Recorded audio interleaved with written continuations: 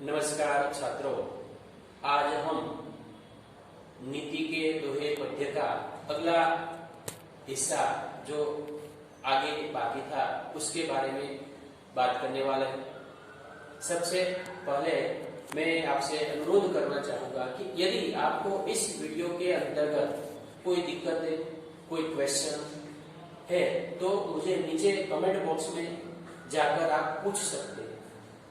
तत्पश्चात इस वीडियो को अपने छात्रों जो 11वीं कक्षा में पढ़ते हैं और स्कूल में और उनको ऑनलाइन शिक्षण की एजुकेशन की जरूरत है, उन्हें भी आप मेरी लिंक मेरा वीडियो शेयर कर सकते हैं और सब्सक्राइब करवा सकते हैं ताकि हमारा जो वीडियो आए वह सबसे पहले आपको मिल सके और आप अच्छी तरह से पढ़ाई कर सकें। तो चलिए बाकी का हिस्सा चौथे दोहे से शुरू करते हैं। तो चौथा दोहा है जिसके बारे में आज हम बात करना चाहते हैं, करने जाते हैं। तो दोनों रही मन एक से जो लो बोलत नाही, जानी परत है काकपिक ऋतु वसंत के मोही। तो फिर से हम वही दोहराते हैं कि दोनों रही मन एक से जो लो बोलत नाही, जानी परत ही काकपिक ऋतु वसंत के मोही। यानी कि कवि रहीम कहते हैं कि आदमी की अच्छाई और बुराई पहचान उनकी वाणी से होती है। तो हम कैसे व्यवहार करते हैं, कैसे आपके साथ बात करते हैं, आप दूसरे लोगों के साथ कैसे बात करते हैं, उनके जरिए लोगों को आपका स्वभाव, आपका नेचर पता चलता है। उसके बाद वे कहते हैं कि जब तक कौवा और कोयल बोलते नहीं। बहुत अच्छी बात है कि कौवा और कोयल, कौवा यानी कागड़ा गुजराती में, कोयल यानी कोयल, तो वे दोनों एक जैसे दिखते हैं, उसके बच्चे एक जैसे, उसके अंडे एक जैसे, लेकिन जब तक वे दोनों बोलते नहीं, यानी कि जब तक वे अपने मुंह से आवाज नहीं निकालते तब तक हमें उस बात का पता नहीं चलता कि कौन कौवा है कौन कोयल है।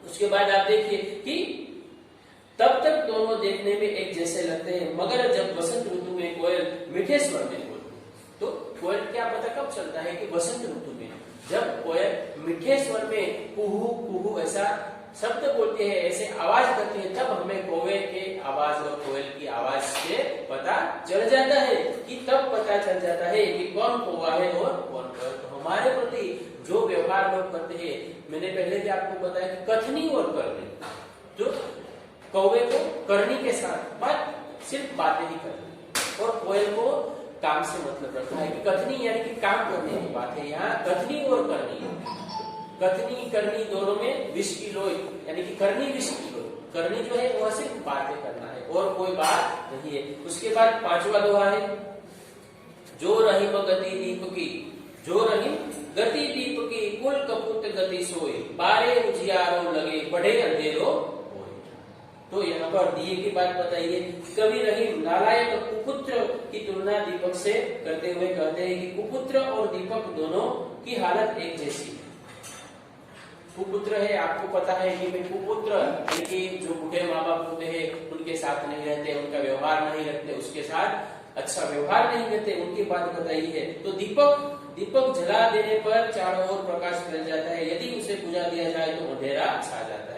तो जिस प्रकार किसी का एक ही लड़का हो और वह अच्छा काम नहीं करता, बुरा काम करता, तो उसके पीछे उसका पूरा परिवार, उसका पूरा घर बर्बाद हो जाता है, उसके घर की बर्बादी हो जाती है। उसी प्रकार अगर दिए को बुझा देते हैं तो चारों ओर अंधेरा छा जाता है। उसी प्रकार जब कोई बच्चा जन्म लेता है तो उसका कोट इस जन्म से प्रफुल्लित हो जाता है, हो उठता है।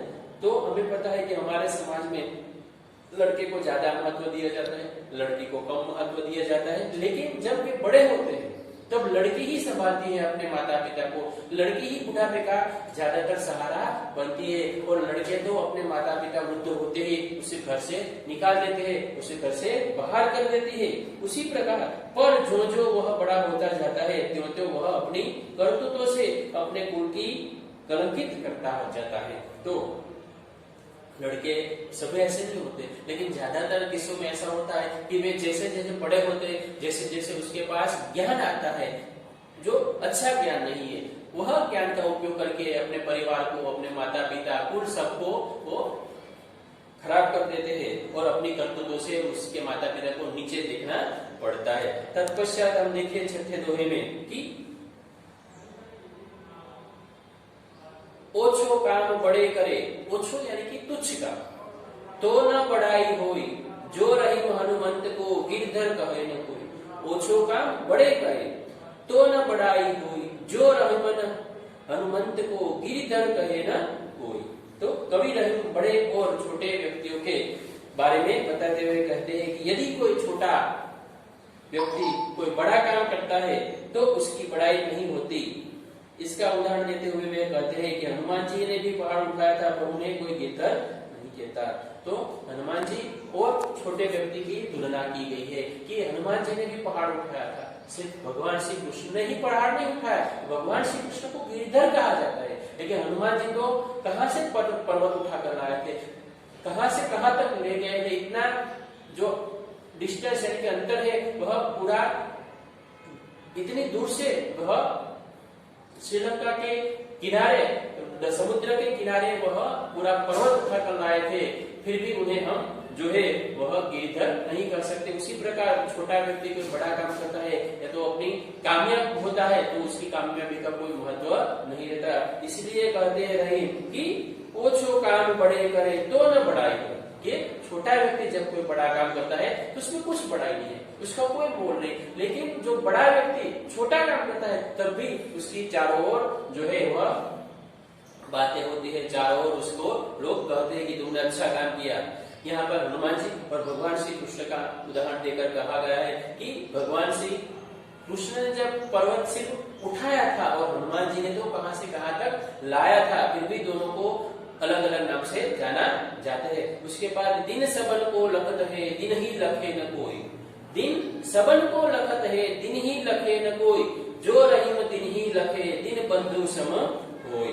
तो कवि रहीम कहते हैं कि गरीब व्यक्ति हर किसी की ओर आशा भरी नजर से देखते हैं। तो गरीब होता है वह देखता है कि हमें यहाँ से कुछ मिलेगा, यहाँ से कुछ खाने को या तो कुछ पैसे मिलेंगे, कुछ प्राप्त होगा, उसी नजर से सबकी ओर देखते हैं और कि जाने कहां से कुछ मिल जाए, क्योंकि उसे तो अपेक्षा ही होती है, लालच होती है कि कोई भी व्यक्ति को, किसी भी व्यक्ति को वह गरीब व्यक्ति देखता है तो उसे ऐसा लगता है कि इससे मुझे कुछ प्राप्त होगा, इससे मुझे कुछ आशा मदद मिलेगी। उसी प्रकार पर गरीब की ओर किसी की भी नजर नहीं जाती।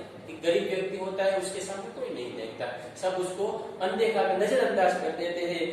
रहीम जी कहते हैं कि जो व्यक्ति गरीबों की ओर देखता है यानी उनकी सहायता करता है वह दीन दुखियों का सहायक यानी ईश्वर की भांति होता है। हमारे समाज में बहुत सारे ऐसे लोग हैं जो गरीब लोगों की सेवा करते हैं, गरीब लोगों की मदद करते हैं, लेकिन सब नहीं ऐसे होते। तो जो लोग मदद करते हैं, सहायता करते हैं, उनकी भगवान अवश्य सहायता करते हैं और वह भगवान के दर्जे बराबर है।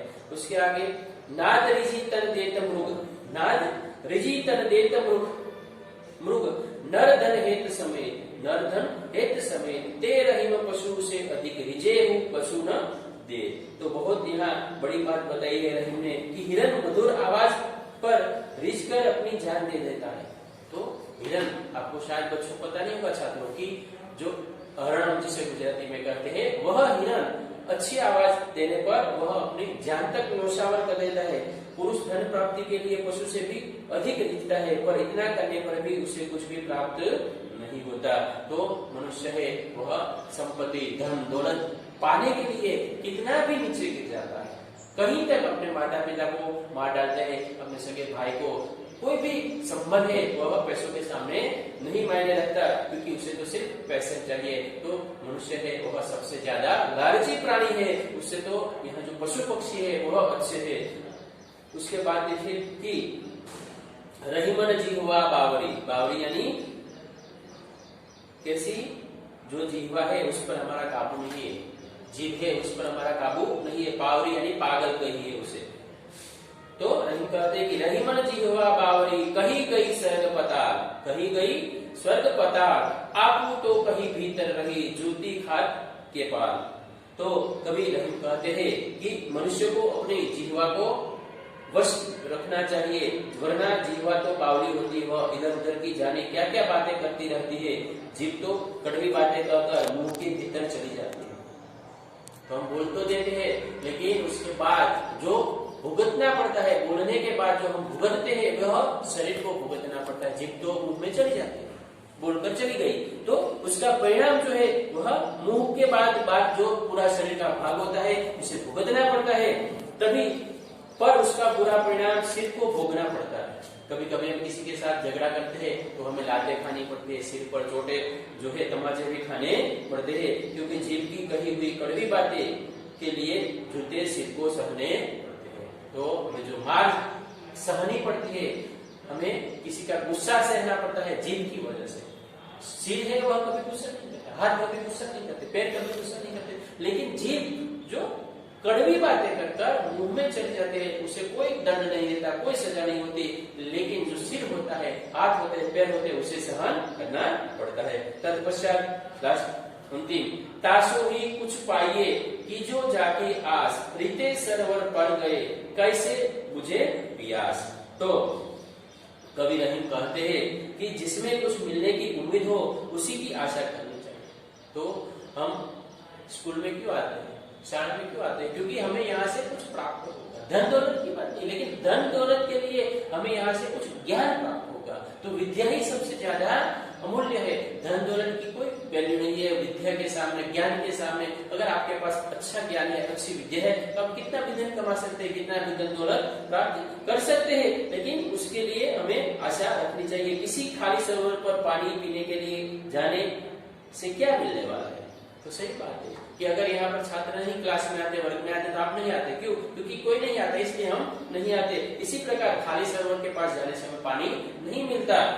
खाली सरोवर के पास जाने से प्यास कैसे बुझेगी? तो बात भी सही है कि सरोवर है तो पानी है, और पानी है तो लोग पानी नदी पीने के लिए सरोवर के किनारे जाएंगे, वरना सरोवर के किनारे नहीं जाने वाले।